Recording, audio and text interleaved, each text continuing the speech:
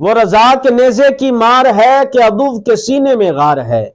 وہ رضا کے نیزے کی مار ہے کہ عدو کے سینے میں غار ہے، اور کسے چارہ جوئی کا وار ہے، یہ وار وار سے پار ہے۔ اعلیٰ حضرت امام اہل سنت امام احمد رضا خان فاضل بریلوی رحمۃ اللہ تعالی علیہ وہ ہستی ہیں کہ حضور علیہ الصلوۃ والسلام کا نام آئے اور اعلیٰ حضرت خاموش رہے، یہ ہو نہیں سکتا، اور اعلیٰ حضرت امام اہل سنت کا نام آئے اور کوئی سنی خاموش رہے، یہ ہو نہیں سکتا۔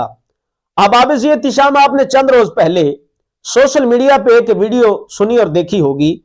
جس میں ایک عالم دین پیر سید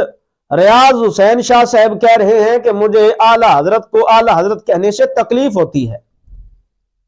تو میں اس شاہ صاحب سے کہنا چاہوں گا کہ شاہ صاحب، ہم کو بھی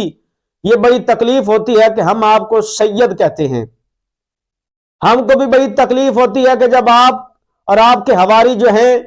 وہ اعلیٰ ہستیوں کے متعلق نازیبا الفاظ کہتے ہیں۔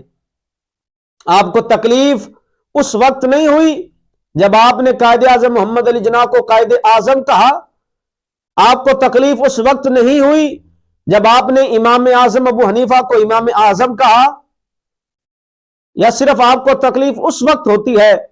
کہ جب آپ اعلیٰ حضرت کو جو ہے وہ اعلیٰ حضرت کہتے ہیں، اس وقت آپ کو تکلیف ہوتی ہے؟ تو ہمیں بھی بڑی آپ سے تکلیف ہوتی ہے اور آپ کے حواریوں سے بڑی تکلیف ہوتی ہے۔ خدارا اہل سنت کے اندر بگاڑ مت پیدا کریں، اہل سنت کا شرازہ مت بکھیریں، خدارا اہل سنت کو اتحاد کی ضرورت ہے، اہل سنت کو ایک پلیٹ فارم پر اکٹھا کریں، نہ کہ آپ ان اعلیٰ ہستیوں کو کہ جن کے نام پر ساری زندگی آپ نے کھایا،